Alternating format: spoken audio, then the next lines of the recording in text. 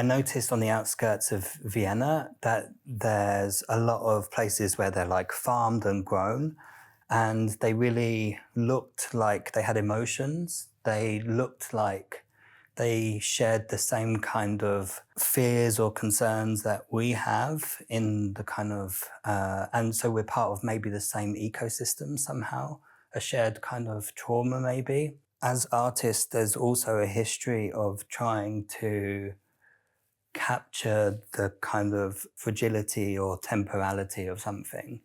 The sunflowers also were a slight kind of nod to the way that they're used in art history. They're going to get this treatment where they're painted with 4 different kind of consistencies of concrete.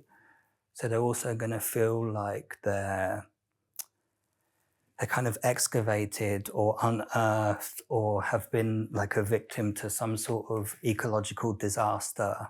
So yeah, so hopefully they start to talk about the kind of the way that we take from the world, the way that we disrupt the kind of mechanisms of environments, this kind of moment after some sort of ecological rupture or extraction. There is a metal skeleton that is then coated with plaster bandage.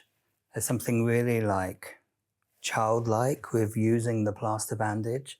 It's really immediate actually with how I use it. And then once it's cured, they get painted with concrete. So they really look like they're calcified somehow. They're made to look like they're fragile rather than actually being fragile.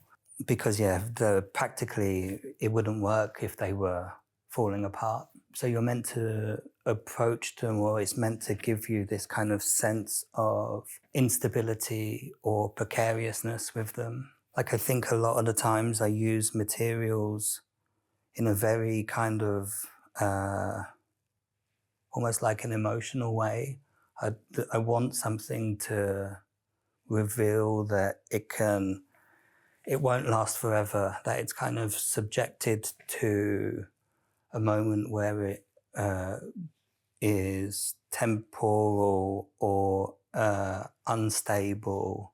They kind of have this moment of like being, like having their heads bowed, so they feel like they're introspective or having a moment of introspection. They feel like there's maybe like a kind of self-awareness, or maybe there's even like a shameful kind of loneliness to them. I think what they start to do is maybe reflect some sort of like concern or insecurity back at the viewer.